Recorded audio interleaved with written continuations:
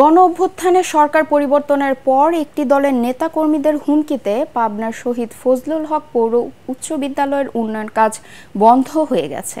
এতে চরম দুর্ভোগে পড়েছেন স্কুলটির ৫০০-রও বেশি শিক্ষার্থী।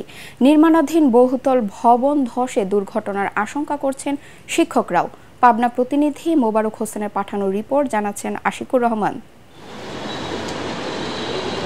পাবনা শহরের মুজাহিদ ক্লাব এলাকার শহীদ ফজলুল হক পৌর উচ্চ বিদ্যালয়ের চতুর্থ তলা তৈরির কাজ শুরু হয় মে মাসে, যা আগামী ফেব্রুয়ারির মধ্যে শেষ করার কথা ছিল। কিন্তু ছাত্র জনতার গণ অভ্যুত্থানে আওয়ামী লীগ সরকারের পতনের পরদিনই জেলা ছাত্রদলের সাবেক সাধারণ সম্পাদক পরিচয়দানকারী এক নেতা কয়েকজনকে সাথে নিয়ে স্কুল কর্তৃপক্ষকে ওই কাজ বন্ধ রাখতে বাধ্য করেন। উন্নয়ন কাজটির ঠিকাদারকেও হুমকি দেন তারা। ফোন দিয়ে বলে, তুমি এই কাজ বন্ধ করে দাও, তা না ছাড়া তোমার সমস্যা আছে, তোমার কিন্তু ঠ্যাং ম্যাং ভেঙে ফেলবো তোমার বাইরে বাড়াইলে।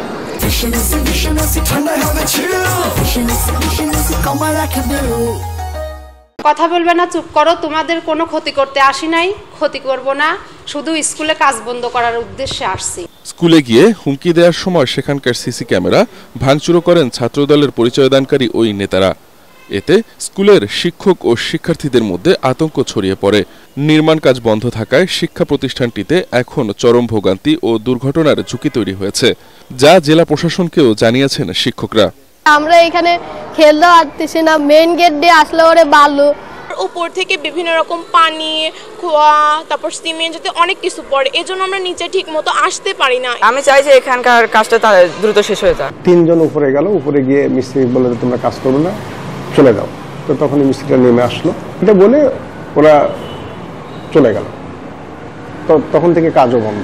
যেহেতু এটা সরকারের একটা উন্নয়ন প্রকল্প এবং এটা স্কুলের সাথে জড়িত, তো এইরকম কাজ আসলে বন্ধ রাখার কোনো সুযোগ নেই। সেটা আমরা বিধি মোতাবেক যত দ্রুত সম্ভব সেটা আমরা কাজ শুরু করব। অভিযুক্ত ছাত্রদল নেতা তসলিম হাসান সুইটের সাথে যোগাযোগের চেষ্টা করেও এ বিষয়ে তার কোনো মন্তব্য পাওয়া যায়নি।